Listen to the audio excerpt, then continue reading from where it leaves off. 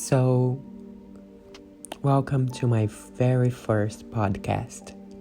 Today, I will be discussing gender and sexuality, and some of the questions there are gonna guide us through this discussion and analysis are: does your gender or sexuality diminish your chances of being successful in a chosen career?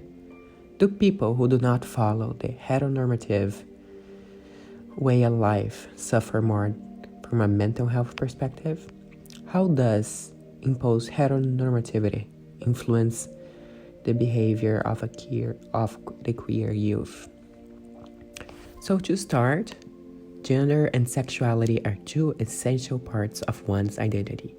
In society, there is a preference for one gender and a preference for one type of sexuality. To be a man puts one in a position of advantage over women.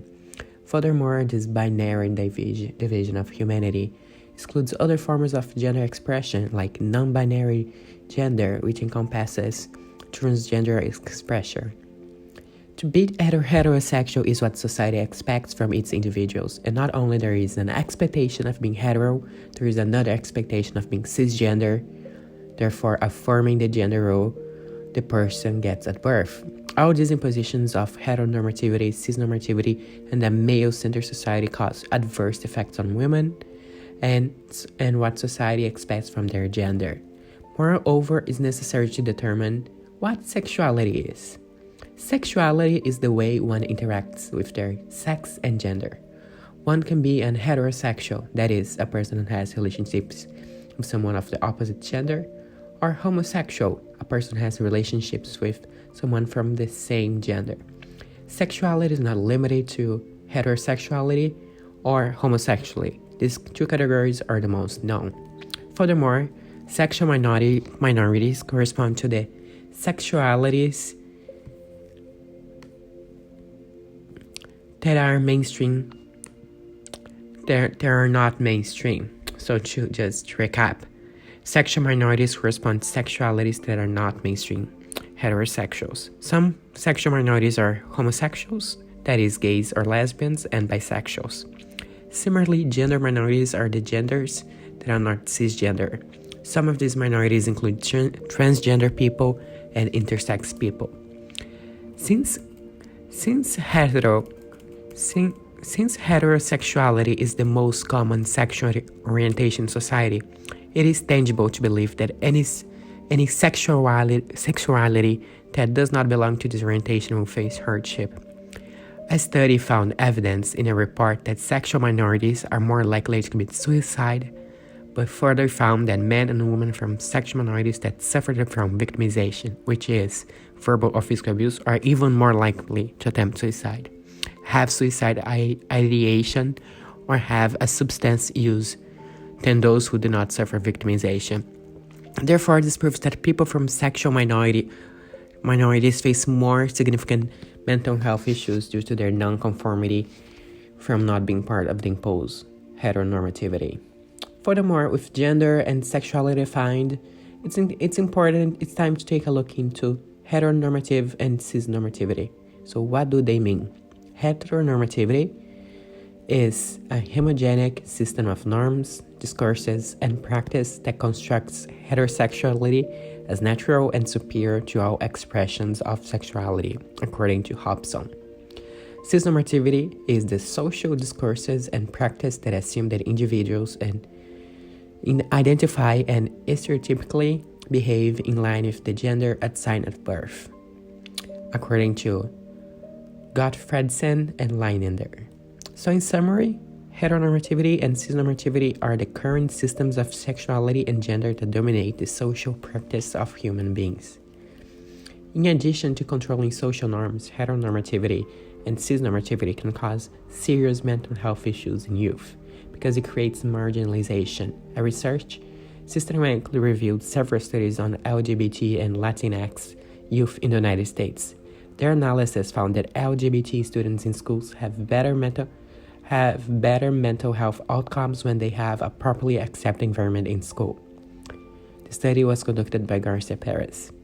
Combining that with the data that children do worse at school when they have mental health issues from showed Karn, the nonconforming heteronormative or nonconforming cisnormative youth have higher chances of marginalization because a bad performance at school may lead to fewer job opportunities. Therefore, it is established a link to the detrimental effect heteronormativity and cisnormativity have on the mental health of queer youth. The system that implements these binary beliefs of gender sexuality perpetuates a narrow view of gender and sexuality that ostracizes and marginalizes LGBT people, especially if they are from an intersection minority like the Latinx community in the United States of America. So can anything be done to combat the pervasive heteronormative and cisnormativity that dictates society? According to McCabe, one crucial step that needs to occur is to evaluate and revise society's heteronormative language.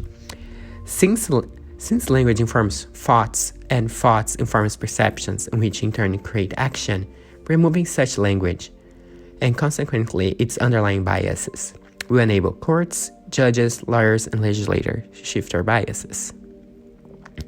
Languages informs us of the world, so by eliminating heteronormative language, there is a chance that things will get better for people outside this norm.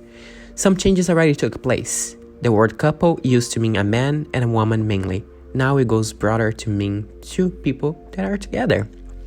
Judith Butler further points out the importance of language by stating that learning the rules that govern intelligible speech of language is an inculcation into normalized language, where the price of not conforming is the loss of intelligibility itself. In this statement, she argues that awareness of the language is vital because it conveys societal power. In summary, knowing the meanings of words is crucial, so there can be militancy to challenge their detrimental effects. If the marginalized are unaware of these intricacies, it becomes hard to advocate for including different sexualities and gender. Another critical element to consider as a path to combat heteronormativity and cisnormativity is the queer theory. Queer theory means that identities are never fixed or stable, but rather are historically and socially situated and constructed. This theory helps to understand that people's identities are not fixed. Instead, they are a construct of the social situation that are inserted. For example, several indigenous communities did not have a heteronormative or cisnormative society before the colonial process started. Many of these indigenous identities cannot be inserted in the LGBT acronym because the acronym comes from the diversion, the binarism of heterosexuality and cisnormativity. Therefore, by applying the queer theory, one can understand that sexuality is not fixed as demonstrated. Centuries ago, before colonization, the social situation in these indigenous societies was not one of heteronormativity, so it makes minimal sense to try to understand them through the lenses of Western practices, as P.K. Tukuna affirm. Instead, there should be studies of how they understand society, so there can be better interpretations and translations. These cultural exchanges can serve as another form to combat heteronormativity, because they will bring different points of view into a society that will make people question the system they are inserted. In conclusion, gender and sexuality are not easy topics. Therefore, in order to create change that is more inclusive for people that are not cisnormative or heteronormative, this societal bias needs to change. It is not a bad thing to be cis and a hetero male. However, it is awful to exist in a society that puts these conditions on the hierarchical top to the detriment of other sexualities and gender expressions. So that was my podcast. I hope you guys enjoyed and found this experience one of learning. And I will see you guys on the next one.